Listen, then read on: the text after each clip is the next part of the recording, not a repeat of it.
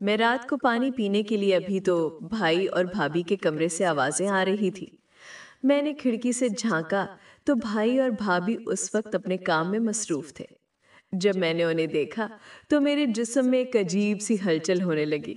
मेरा भी अब दिल कर रहा था कि मैं भी किसी के साथ ऐसा खेल खेलूं। मैं अब अपने कमरे में वापस आ चुकी थी। यहाँ मेरा छोटा भाई सो रहा था। मैंने अब उसके बारे में सोचना शुरू कर दिया। मेरे भाई की उम्र तकरीबन 13-14 साल थी और मेरी उम्र तकरीबन 22 साल हो चुकी थी। मैं मुकम्मल तौर पर जवान थी और मेरा दिल बहुत ज्यादा बेचैन हो रहा था। मैं अपने भाई के पास आ चुकी थी और हमारा बिस्तर एक ही था। मैं उसके बिस्तर पर लेट गई और उसके बाद मैंने मोबाइल पर मूवी लगा ली। वो मूवी मैं भी देखने की और उसके साथ मैंने अपने छोटे भाई को भी जगा लिया। मैंने कहा भी क्या तुम मूवी देखना चाहते हो? उसने कहा कि मुझे नींद आ रही है। लेकिन जब मूवी का सीन उसने देखा तो वो भी उठकर बैठ गया। वो कोई आम सी मूवी नहीं थी, बल्कि उस मूवी में बहुत अजीब से सीन थे।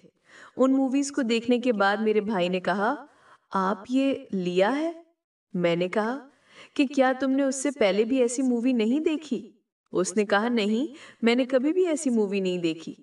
अब इस मूवी को देखने के बाद एक अजीब सी ताकत आ चुकी थी। वो भी अब उसे देखते हुए काफी हद तक तैयार हो चुका था। मैंने कहा कि क्या तुम भी ये सब कुछ खेलना चाहते हो? उसने कहा कि हाँ, मैं भी चाहता हूँ कि कोई मेरे साथ भी ऐसा खेले। अब ये खेल मेरे लिए बहुत ज्यादा आसान हो चुका था।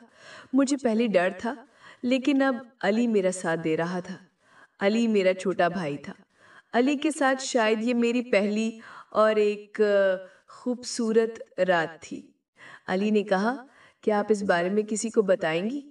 मैं भी डर रही थी कि अली छोटा सा कहीं ये सब कुछ ना बता दे। सबीन, अली ने जब कहा कि आप ये सब कुछ किसी को नहीं बताएंगी, मैं अली को कह रही थी कि तुम परेशान ना हो, तुम्हें सब कुछ सिखा भी दूंगी और तुम्हें अच्छा खिलाड़ी बना दूंगी, क्योंकि तुम्हें आगे इन तमाम चीजों की जरूरत पड़ेगी। मैं तो खुद अली की दीवानी हो चुकी थी। मुझे भी अब उससे मोहब्बत होने लगी थी, क्योंकि अब और यहाँ और कोई भी नहीं था। हम अक्सर यहाँ अकेले होते थे। मेरे लिए तो अब ये सब कुछ बहुत ज्यादा आसान हो चुका था। कुछ देर के बाद हम लोगों ने, जैसे जैसे मूवी में मुख्तलिफ किस्म का खेल दिखाया जा रहा था, हम उसी तरह अपना खेल शुरू कर चुके थे। मुश्त मैं तो अली को बच्चा समझती थी। मुझे नहीं लगता था कि अली मेरे सामने टिक पाएगा। लेकिन अली ने जैसे खेलना शुरू किया और अली को मैंने जिस तरह बताया, मुझे भी अब इसमें काफी अच्छा लग रहा था। मैंने अली से पूछा कि अगर तुम्हें किसी किस्म की कोई परेशानी हो तो ये खेल छोड़ देना।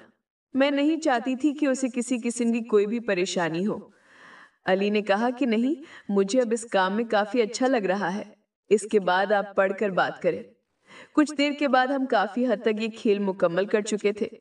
मैंने जैसे भाभी और भाई को देखा था, अब हम भी बिल्कुल उसी तरह से खेल पा रहे थे। कुछ देर के बाद अली ने कहा कि मैं थक चुका हूँ। मैंने कहा कि तुम परेशान क्यों हो रहे, अब मैं तुम्हारी जगह पर खेलूंगी। अली ने कहा कि ठीक है। इसके बाद अली ने अब सब कुछ मुझे करने के लिए कह दिया कि अब आप ही अगले सीन को दोहराएं। इसके बाद आप पढ़कर बात करें। सेवियटी में पांव उठा, मुझे देके से पोश पर डाले, लोकर पटेल पे। जैसे अली खेल रहा था, अब उसके बाद मैं उसी तरह से में रही थी। अली को काफी अच्छा लग रहा था। अली बहुत ही ज्यादा खुश था। अली भी शायद यही सब कुछ चाहता था।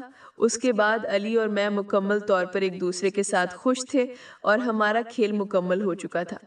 कुछ देर के बाद अली को भी मैंने कहा कि जाकर फ्रेश हो जाओ। अली भी फ्रेश होकर सो गया। सुबह जब उठे तो अली मेरे बारे में कुछ अजीब सा सोच रहा था। मेरी तरफ देखता तो मुस्कुरा देता। मैंने अली को समझाया कि ऐसा मत देखा करो। अली को अब मेरी आदत से होने लगी थी। मुझे भी अब इस बात का डर लगने लगा था कि अली ने अगर सबके सामने ऐसी बात करनी शुरू कर दी तो सच में बहुत बुरा होगा। इसलिए मुझसे बहुत बड़ी गलती हो गई थी। अब मैं डराती थी कि ऐसा मत सोचा करो। जो हुई थी हुई। मैंने तौबा कर ली है। तुम भी तौबा कर लो और आइंदा कभी भी इस बारे में मत सोचना।